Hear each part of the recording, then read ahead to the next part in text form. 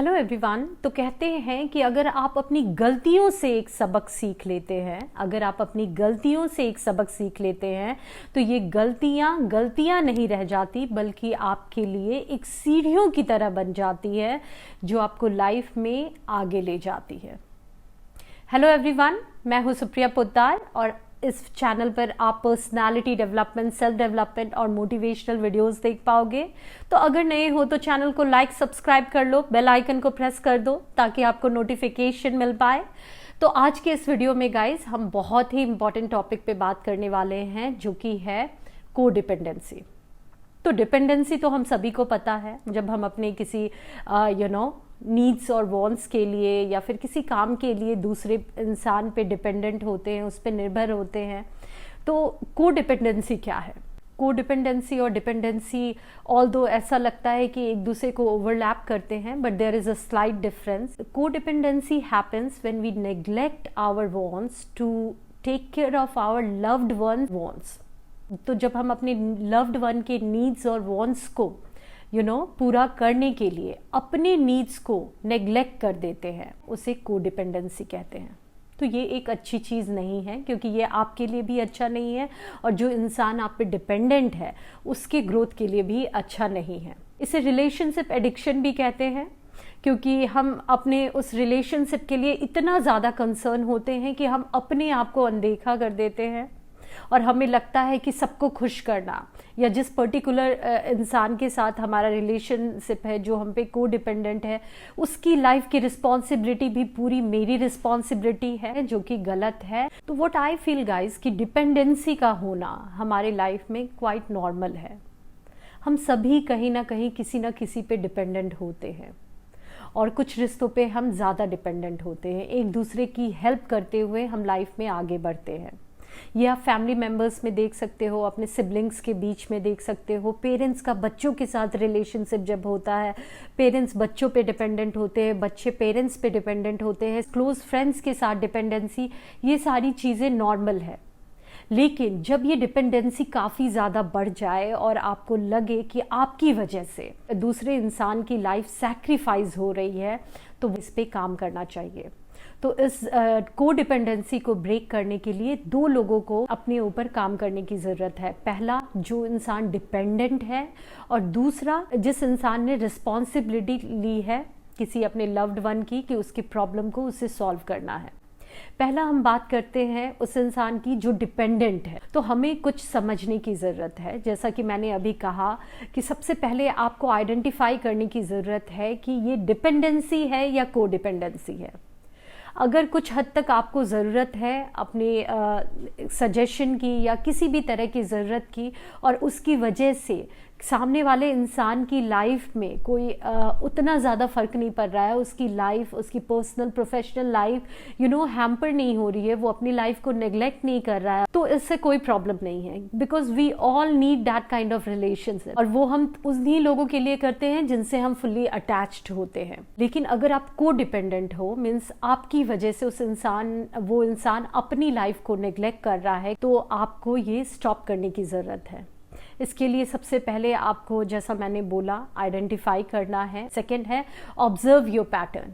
तो आपको देखना है कि आप क्यों ऐसे को डिपेंडेंट उस इंसान पे हो जाते हो। जब आप अपने इस पैटर्न को आइडेंटिफाई कर लोगे, फिर आपको थर्ड स्टेप है, you need to trust yourself. ये व्हाट आई फील गाइज, जब हमें फुल्ली अपने पे ट्रस्ट नहीं होता, अपने डिसीजन पे या अपने अपने उस काम पे, तब हम दूसरों पे फुल्ली डिपेंडेंट हो जाते हैं। आपको अपनी खुद की एबिलिटी पे ट्रस्ट करना है कि आप भी चीज़ों को कर सकते हो। मे बी उसमें प्रॉब्लम्स आए, मे बी आपको थोड़ा मुश्किल हो, लेकिन आप जब खुद पे ट्रस्ट करोगे तभी आप उन चीज़ों को कर पाओगे। नेक्स्ट पॉइंट है टेक रिस्पॉन्सिबिलिटी। तो जब आप अपने पे ट्रस्ट करते हो, उसके बाद टाइम आता है रिस्पॉन्सिबिलिटी लेने की। तो जो भी आपकी लाइफ के प्रॉब्लम्स हैं, आप रिस्पॉन्सिबिलिटी लो उसकी, और आप कोशिश करो कि उसे खुद से सॉल्व करने की। आप पूरा एफर्ट दो। ये सोचो कि ये काम सिर्फ आप ही कर सकते हो, आपके आसपास कोई नहीं है जिससे आप हेल्प ले सको, और इस तरह से आप पूरी एफर्ट डालो। क्योंकि जब हमारे पास ऑप्शन होता है तो हम सोचते हैं कि चलो इस काम को थोड़ा उसके सर पे, उसके मत्थे मर दो कि चलो एक ऑप्शन है, अगर मैंने नहीं किया तो वो इंसान तो कर ही देगा क्योंकि वो क्लोज वन है और अभी तक उसने मेरी हेल्प की है। आप ऐसा सोचो कि कोई इंसान ही नहीं है और ये डू और डाई वाली कंडीशन है, तो ये एनी हाउ आप ही को करना है। जब आप ऐसा सोचोगे तो अपना 100% दे पाओगे। आप ऐसा करो और अपनी तरफ से पूरा एफर्ट दो। उसके बाद अगर आपको उस क्लोज वन की सजेशन की या किसी तरह की हेल्प की ज़रूरत होती है तो आप उनसे थोड़ा हेल्प ले सकते हो। इससे क्या होगा, ये उनके लिए भी बहुत ज़्यादा बर्डन नहीं होगा और इस तरह से अगर आप रिस्पॉन्सिबिलिटी लोगे तो आप भी बहुत ज़्यादा कॉन्फिडेंट होगे और फ्यूचर में भी आप अपनी लाइफ के बड़े बड़े प्रॉब्लम सॉल्व कर पाओगे। नेक्स्ट स्टेप है कि अगर कोई प्रॉब्लम फॉर एग्जांपल ऐसा है जो आपको लगता है कि आप जिस क्लोज वन पे आप को डिपेंडेंट थे उनके साथ आपकी एक अच्छी बॉन्डिंग है और जो भी आपने लाइफ में अपने डिसीजंस लिए हैं कहीं ना कहीं आप दोनों म्यूचुअली डिसाइड करके लिए हो और आप बहुत ट्रस्ट करते हो, अकेले आप इतने कॉन्फिडेंट फील नहीं करते। ऐसे में अगर आपको उनसे किसी तरह की हेल्प चाहिए, सजेशन चाहिए, तो एक चीज़ ये भी आप कर सकते हो कि उसमें आप टाइम बाउंडेशन मत रखो। एनफ टाइम दो उस सामने वाले को ताकि उसकी भी लाइफ हैम्पर्ड ना हो, उसके भी जो प्लान्स हैं, उसके भी जो लाइफ के गोल्स हैं उस पर कुछ असर ना पड़े। और लास्ट है लेट इट गो। तो अगर किसी वजह से वो इंसान आपकी हेल्प नहीं कर पाता है तो आपको भी समझना है कि ये प्रॉब्लम किसी के साथ भी हो सकता है, इवन ये आपके साथ भी हो सकता है। हर समय आप भी अवेलेबल नहीं रह सकते, हर समय आप भी किसी को हेल्प नहीं कर सकते। तो ऐसे में आपको फॉरगिव करना है, उसके प्रॉब्लम्स को समझना है और आगे बढ़ना है। अब बात करते हैं दूसरी तरफ, जहां उस इंसान को जो आपकी केयर करता है, परवाह करता है और उसके लिए वो अपनी लाइफ को भी सैक्रिफाइस करता है, उसके बारे में बात करते हैं कि वो किस तरह से इस कोडिपेंडेंसी से रिकवर हो सकता है। अगर ये कोडिपेंडेंसी है तो आपको भी आप समझने की ज़रूरत है, क्योंकि अगर आप इसी तरह से करोगे तो कहीं ना कहीं आप लाइफ में बहुत एग्जॉस्टेड हो जाओगे, है ना। अब बहुत फ्रस्ट्रेटेड हो जाओगे और अपनी प्रायोरिटीज़ को आप हमेशा साइड रखोगे तो लाइफ में आप ग्रो भी नहीं कर पाओगे। तो आपको ये समझना है पैटर्न को और उसको ब्रेक करने की कोशिश करनी है। उसे आप ब्रेक कैसे करोगे? You need to give priority to yourself. तो आपका जो काम है पहले आप उसे प्रायोरिटी दो, क्योंकि आप अपने काम को प्रायोरिटी दोगे, अपने आप को सही रखोगे, तभी आप दूसरों की हेल्प कर पाओगे। तो आप उसे प्रायोरिटी दो। आप भी टाइम बाउंडेशन बता दो कि मुझे एनफ टाइम दो ताकि मैं भी आपकी हेल्प कर पाऊँ। सेकेंड है प्रैक्टिस सेइंग नो। तो आपको नो कहने की भी आदत अपने में डेवलप करनी है और इसमें कुछ भी बुरा नहीं है। अगर कुछ काम अर्जेंट है, इम्पॉर्टेंट है आपकी लाइफ में, तो पहले आई थिंक आपको उसे देखना चाहिए, उसे सॉल्व करना चाहिए और जब वो सॉल्व हो जाए तभी आप दूसरों की हेल्प कर सकते हो। थर्ड है डोंट बी पीपल प्लीजर। तो कहीं ना कहीं जब ये मेंटालिटी हमारी होती है कि हम इतना ज़्यादा कहते हैं ना रिलेशनशिप एडिक्शन, जो मैंने एक टर्म बताया, इस तरह से कुछ रिलेशनशिप हमारे लिए हो जाता है। और ये इसलिए हो पाता है क्योंकि हम ये सोचते हैं कि सबकी रिस्पॉन्सिबिलिटी, सबको खुश रखने की रिस्पॉन्सिबिलिटी हमारी है। हम एक काइंड ऑफ पीपल प्लीजर बन जाते हैं।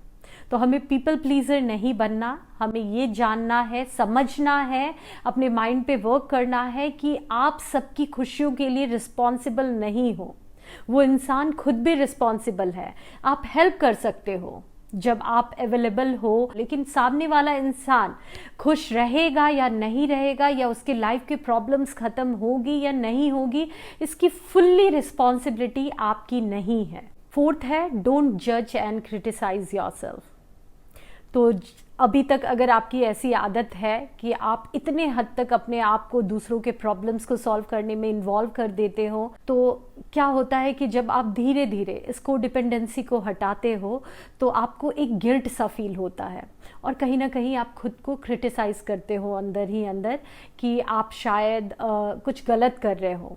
तो आपको ये खुद को क्रिटिसाइज नहीं करना, आपको ये समझना है कि जो भी आप कर रहे हो वो गलत नहीं है। अगर आप दूसरे को भी इतना ज़्यादा हेल्प करोगे तो वो भी इंसान वीक हो जाएगा, वो पूरी तरह से आप पे डिपेंडेंट हो जाएगा। आज आप हो तो आप उसे हेल्प कर रहे हो, कल किसी वजह से आप नहीं कर पाए तो वो अपनी लाइफ में कुछ नहीं कर पाएगा। Thank you so much. I hope this video will help you.